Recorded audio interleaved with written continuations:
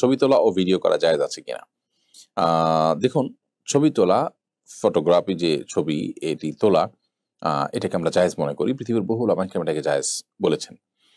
নবী করিম সাল্লাল্লাহু আলাইহি ওয়াসাল্লাম যে ছবি অঙ্কন করতে নিষেধ করেছেন সেটি মূলত প্রাণীর আকৃতি, ভাস্কর্য ইত্যাদি, অথবা মানে সাধারণ ছবি কিন্তু প্রাণীর আকৃতি দেখে দেখে অঙ্কন করা। কিন্তু আহ, এই ফটোগ্রাফিক যে ছবি আছে এটা প্রথমত হুবহু একটা মানুষেরই জাস্ট মানে একটা মানুষকে দুইটা জায়গায় দেখা যাওয়ার মতো, অনেকটা আয়নার মতো। ক্যামেরা আপনি ছবি তুললেন ওই মানুষটা, এটাকে আপনি অঙ্কন করলেন, ব্যাপারটা এরকম না, সৃষ্টি করলেন এরকম না। বিধায় এটা ভিন্ন, হাদিসে যেটি নিষেধ করা হয়েছে এটা সেটা নয়। এক, দ্বিতীয়ত এই যে ছবি আছে এই ছবি এটাতে আপনার যতক্ষণ তো প্রিন্ট করা না হচ্ছে অতএব ততক্ষণ পর্যন্ত আপনার এটা নাজায়েজ হওয়ার কোনো কারণ নেই। কারণ নাজায়েজ হওয়ার যে অন্য সাধারণ কারণগুলো আছে, মানুষের এক সময় পূজনীয় করবে ইত্যাদি ইত্যাদি, এই সম্ভাবনাগুলো সাধারণত প্রিন্ট করাটার পরে তৈরি হয়।